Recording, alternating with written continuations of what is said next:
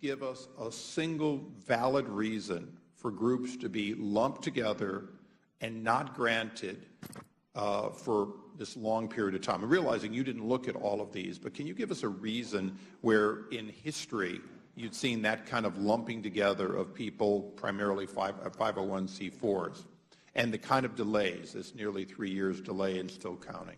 I have not done anything wrong. I have not broken any laws. I have not violated any IRS rules or regulations, and I have not provided false information to this or any other congressional committee. And while I would very much like to answer the committee's questions today, I've been advised by my counsel to assert my constitutional right not to testify or answer questions related to the subject matter of this hearing. There you just heard some IRS officials testifying on Capitol Hill. And after last year's alleged targeting of Tea Party groups, both sides of the aisle are now raising serious concerns about new rules proposed by the IRS to rein in political activity by nonprofit groups. The rare agreement between two camps, which say the new regulations drafted by the IRS to curb political spending and activity by nonprofits are far too broad. The fear shared by liberal activists and the Tea Party is that the new rules will wind up limiting efforts like voter registration and candidate forums. Joining us now to unpack what this proposed law means is Lauren French. She's a tax policy reporter for Politico and the author of the blog Morning Tax. Lauren, it's good to have you here.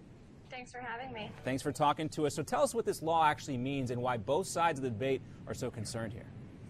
Well, it's not a law yet. It's actually a proposed regulation from the Treasury and the Internal Revenue Service. And what it's attempting to do is really clarify what these 501c4 groups, these political nonprofits, these nonprofit groups can do while maintaining their tax exemption. Right now, the law is very unclear. It's very murky.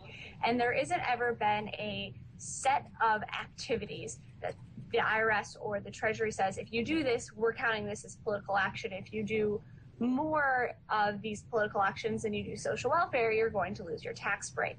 So this is what that proposed regulation is doing, is saying if you do political forums with candidates within 60 days of an election, if you participate in get out the vote efforts, you're giving pamphlets out that really skew towards one candidate or one party, we're going to say that's political action. It's interesting because I'm thinking about, covering local politics and specific, examples of groups like the League of Women Voters holding candidate debates before local election. Now, is this the type of thing that could be impacted by this?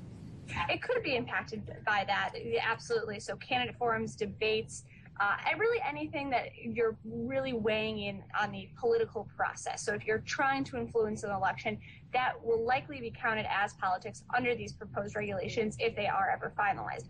But it's important to note that the IRS and the Treasury isn't saying you can't do it at all. It's saying that it can't be your exclusive or even your primary function. These groups are social welfare organizations. So generally right now, the cutoff is about 49%. If 49% of your time and money is spent doing political activities and 51% is on social welfare, you're fine, you get to keep your tax break. But they need to really put that percent. That's one of the questions that the Treasury asked, is where the percent should be, where, a hard rule and then a hard list of this is political activity. So it's not as if these groups can't do anything at all. They just are going to have a tougher time saying, my get out the vote effort wasn't politics. I guess the greatest concern here is free speech, and that this rule might limit free speech if it were to become a law. What are folks saying about that? There's a lot of concern, especially on the right and even on the left, over free speech concerns. You would, these political groups are saying that they have a right to do candidate forums, and especially the Get Out the Vote effort is one that has both right and the left in a little bit of a tizzy, because that's not necessarily has ever been considered a political function as much as it was considered a social welfare function. So free speech is definitely a concern because they want to be able to share their opinions with their members, and especially the ones that lean a little bit more toward political actions in general and have more of a political purpose. They are worried that these rules, if they do something, if they're talking within their membership about a candidate they like or a party that they prefer, that all of a sudden the IRS is going to come in and say, oh, you have no more tax status, you're not tax exempt anymore. And that's where a lot of the concern comes from. But like I said, it is important to remember they're not saying you can't do it at all. They're just trying to cap how much these groups groups do while still getting a tax break. Now, we have mentioned there are concerns here from both liberal and conservative groups about this, but is there is anybody talking about this possibly in some sort of retaliation or a deepening of what some have accused the Obama administration of doing, targeting these types of groups? That's the main concern of congressional Republicans. House Ways and Means Chairman Dave Camp has brought up that concern. Ted Cruz has brought up that concern, that this is nothing more than an attempt by the Obama administration to codify that Tea Party targeting scandal. Of course, it is important to mention that the Inspector General's report that unveiled the Tea Party targeting scandal, that uncovered it, did say that the IRS and the Treasury and the White House should put out some sort of regulations on this. So there's a question on timeline. Dave Camp has put out some emails showing that the Obama administration was working on this before the Tea Party investigation came out, but it was one of those recommendations to ensure that the IRS didn't have the ability to target conservative groups or really any groups in the future. Now, you mentioned Chairman Camp. Are there going to be any specific or concerted efforts to torpedo this proposed bill?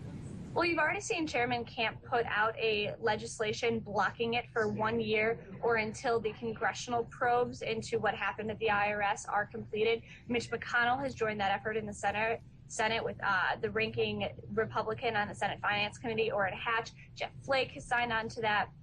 So in both chambers, you're seeing Republicans asking the IRS, or at least trying to mandate that the IRS and the Treasury hold off on finalizing this rule change, at least until all of the committees who are investigating the IRS complete their investigations, have a report out, find out what about Democrats, Lauren? Because we mentioned how there are liberal groups concerned about the free speech aspects of this. Is there anything similar going on, or is what Dave Camp and Senator Flake, or what they've been trying to do? Is there anything similar to that on the Democratic side?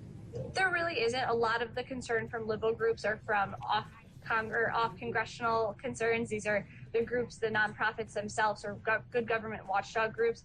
In Congress, mostly the Democrats are really trying to push past the targeting scandal. They want to focus. All right, Lauren, on we'll have to leave it there for right now. Thank you for your time. We got to get to break here. We want to hear from everybody.